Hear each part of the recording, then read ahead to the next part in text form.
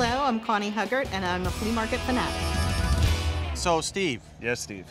I see that we're at the vendor's office, the market office. We're at the market office. I have a ton of comic books that I want to sell. Right. I want to set up a vendor spot. Right. So, what is the process to make that happen? Well, this is the place where you would go to get set up for a spot. So what happens is the vendors come here in the morning looking for a spot to set up their stuff. Okay. So, is there any kind of like restrictions, rules that I got to follow if I have to set up the table? What do I got to do? There's certain restrictions as far as the size of the space you get and the type of stuff you can sell.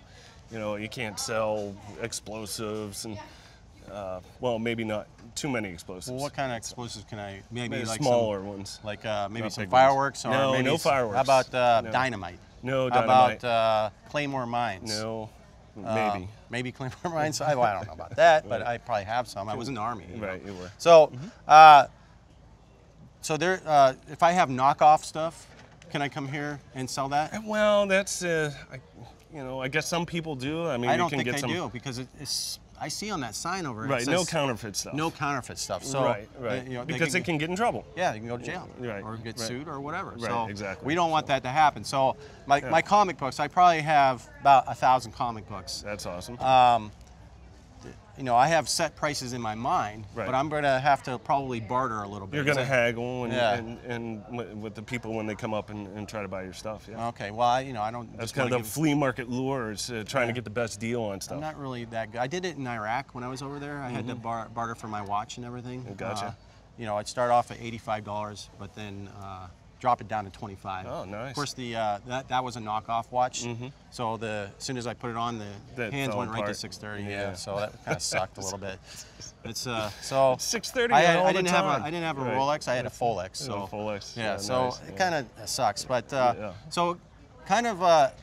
Explain the process, what we would do to go Well, sign the up for vendors, it. the vendors come in and what they do is they give their information. They pick a spot. At Rogers, there's several areas and locations inside, outside, across the creek, as they say, or in the back with all the antiques. So the vendors will choose basically on what they sell. It depends on what area of the market that you'll find them in. Yeah. I want to see what the process is to try and get a vendor spot. Kind of a day in the life of a vendor, Steve. So let's see if we right can on. go over here and see if we can catch a vendor trying to sign up right now. You want to do that? Sure, yeah. All right, let's go Let's check do it that. out. Go over here, talk to the I'm ladies. Steve Kreider. I'm Steve Swanson. And we are the Flea Market Fanatics. Thanks for watching. Check us out at www.fleamarketfanatics.com.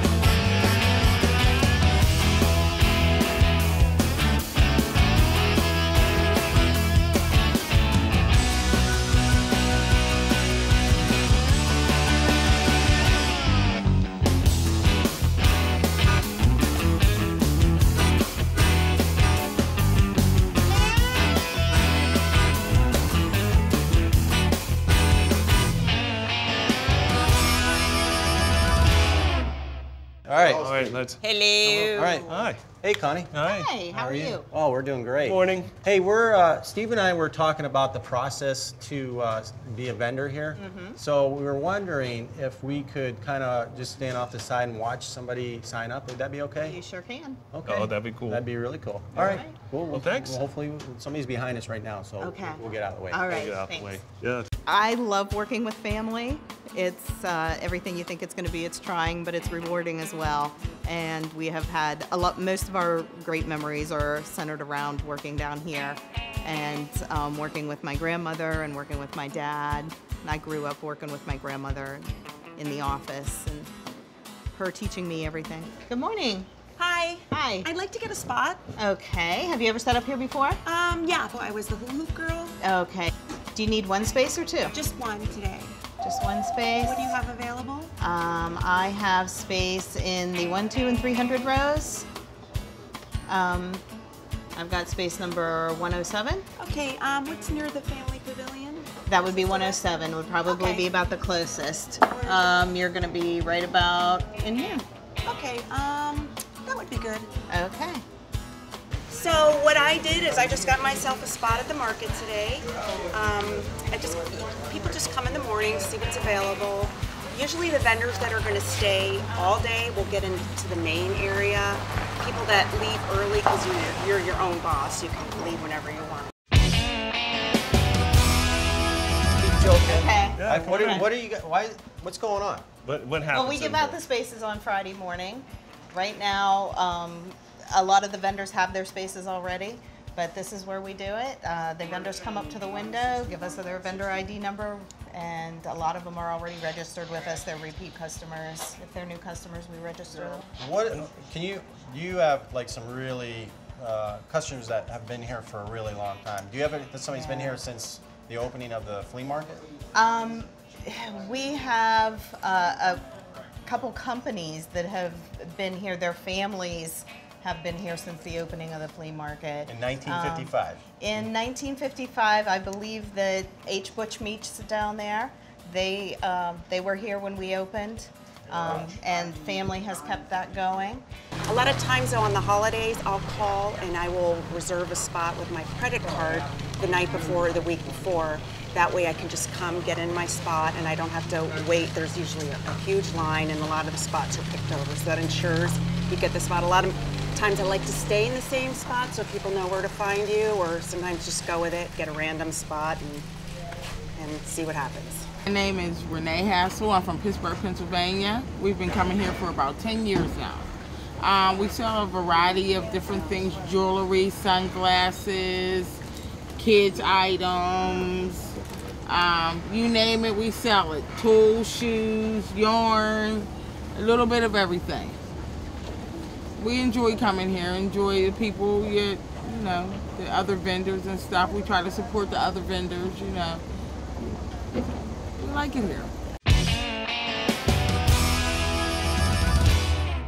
Here we are with Carrie, the one and only the bling bling lady. Really tell us about how you got started into doing bling bling stuff. How'd you become the bling bling lady? Well, I've always loved a lot of bling. I started selling at Rogers Sale 13 years ago, and it's just grown from there. This is my mobile boutique. So you started selling bling here at the market 13 years ago. 13 years ago out of my car. Now you have a mobile bling shop. The mobile bling.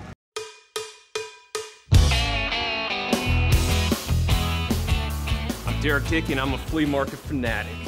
Because I remember the first time I was here, I got into this like in-depth conversation with this shirtless man about the Vietnam War. And he was telling me all these crazy stories. He was trying to sell me ammunition. I'm like, dude, I don't even have a gun. But it was cool. It was a memory, you know?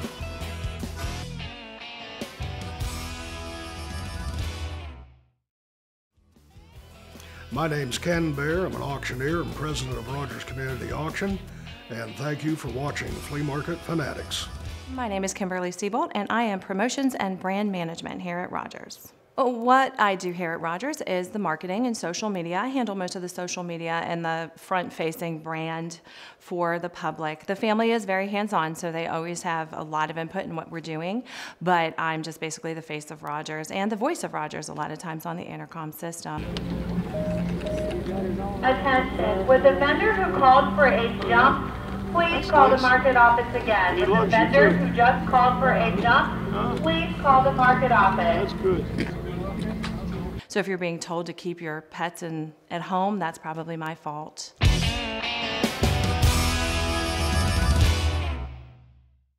We're here with Wild Bill.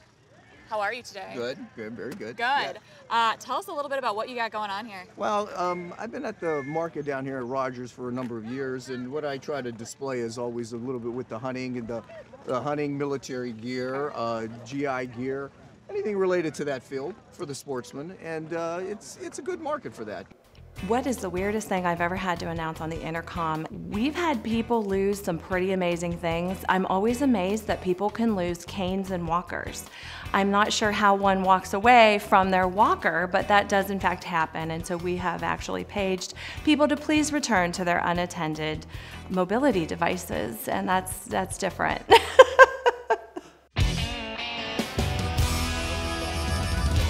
Yeah. Well, I started here a couple years ago actually selling hula hoops. I lost my job, so that's what I'm doing at the market. I started out with hula hoops. I have 4 left, but I realized I needed something different to make, and more people buy jewelry than they do hula hoops, although there was a strong market when I got involved in doing that. So a lot of my jewelry is music themed because from a young age I've always loved music. My parents were hippies and I loved listening to music. I wanted to be a DJ and I did that. But now I'm here because I can make pretty colorful things. I'm not very musically inclined, so this is my suit here. But I still like to hoop every now and then, keeps people entertained, but my jewelry's my thing now, and it's a little side project I have going, so it generates a little supplemental income. And it's nice to come out and see people, spend a beautiful day out in the summer, because there's all kinds of really cool people here. What kind of... You need to move your vehicle immediately. Yep. There is a gray Dodge with a higher license plate. What kind of car is it? Repeat them. Say it again, please. Just a little louder. Elaine, you need to move your vehicle immediately to a parking space. And there's a gray car that's... Cue the chicken.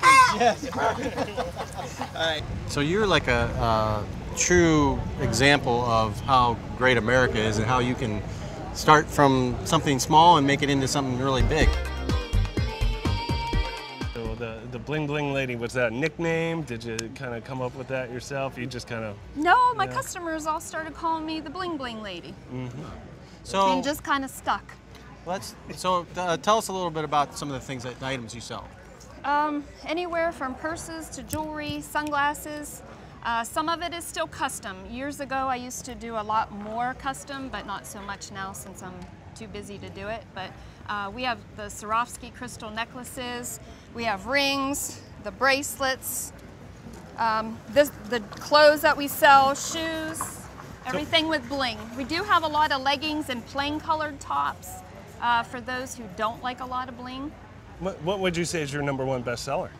My purses. I'm very well known for my purses. Mm-hmm. And when guys venture into your store, what kind of stuff do they usually gravitate towards? Purses.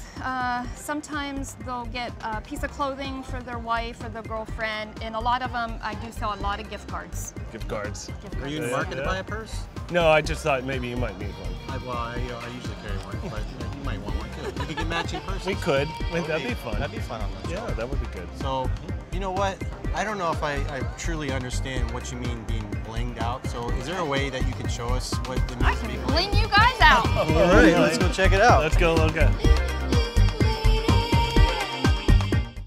All right, so tell us what we've got going on here. What's your thought process for this display, for how you put things out for sale? Well, that's a good question. It changes weekly. This is more considered the intellectual roundtable at Rogers, but it's a bit square. And also, which I forgot today, I have chairs around here, so all the individuals that are interested in my products, they stop and they sit.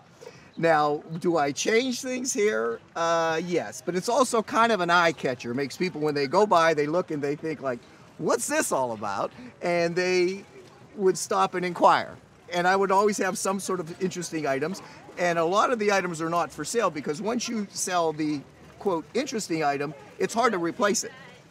And then, but again, I could always find another interesting item to replace it. But then the point is, what's it all about? That's a good question. I still haven't got a very clear answer by thousands of people walking by. They're saying, what's the same thing? What's this all about? I'm not sure. It does work, I think, but I'm not sure. Our very first successful live video was a complete accident when I fell asleep and broadcasted for well over an hour from my bedroom.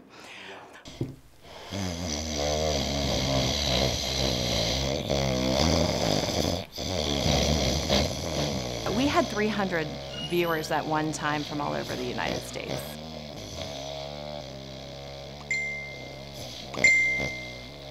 I will probably never live it down.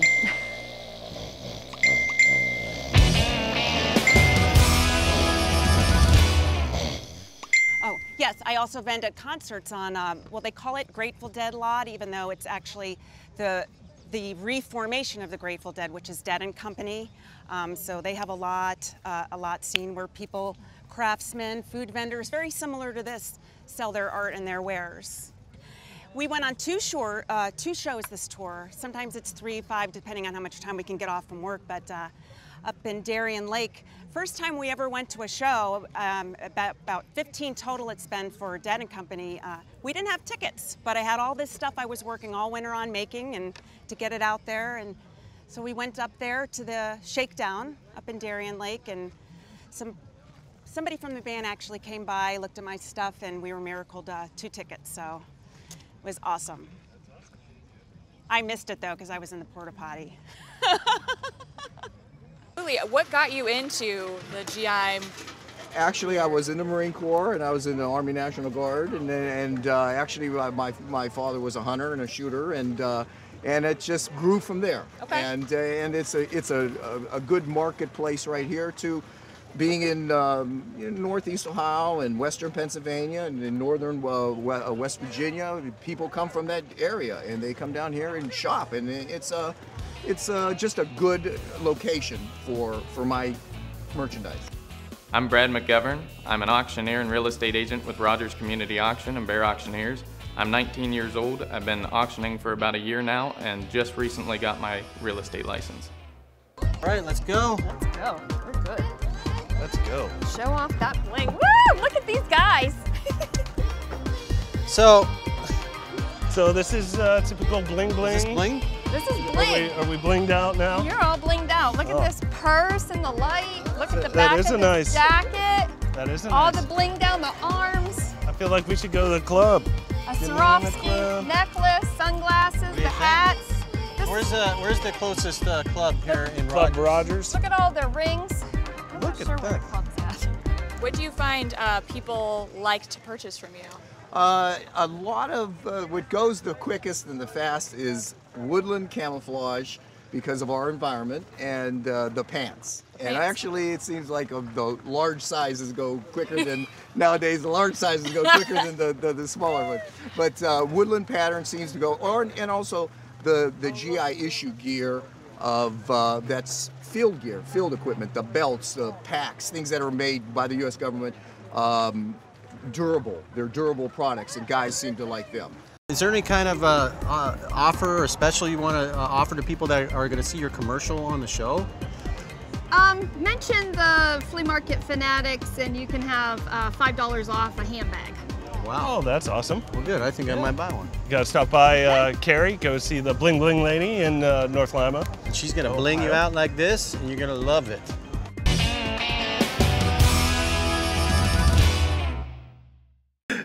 My name's Ken Bear, president of Rogers Community Auction. General consensus is I don't do much. I'm Wade Bear. I'm part owner here at Rogers Community Auction, and I'm the self-proclaimed best auctioneer among the Bear auctioneers. The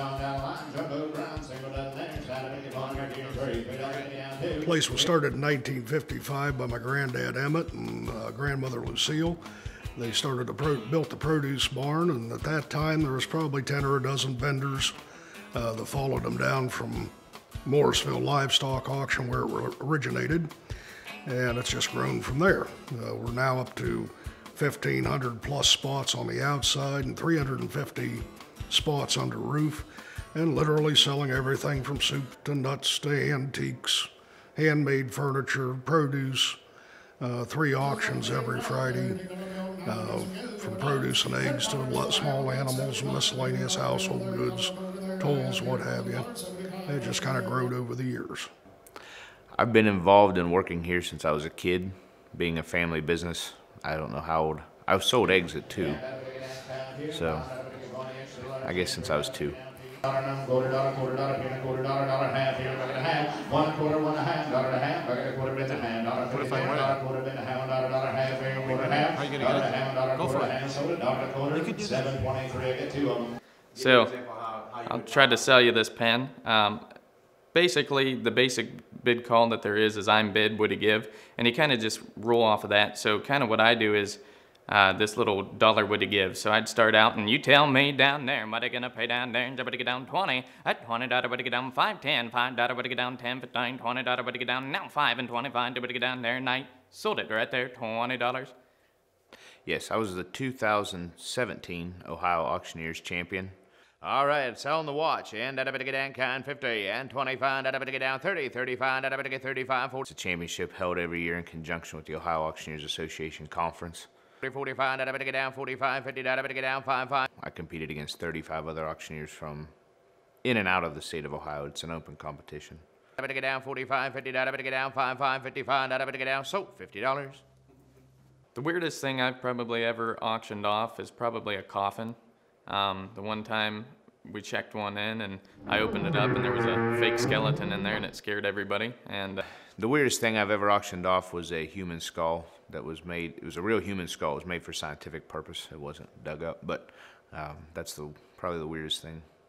My entire family's involved. My brothers Wade and Bill, my sister Connie, stepmother Bev, and the kids and grandkids in one form or another all work at some point in time.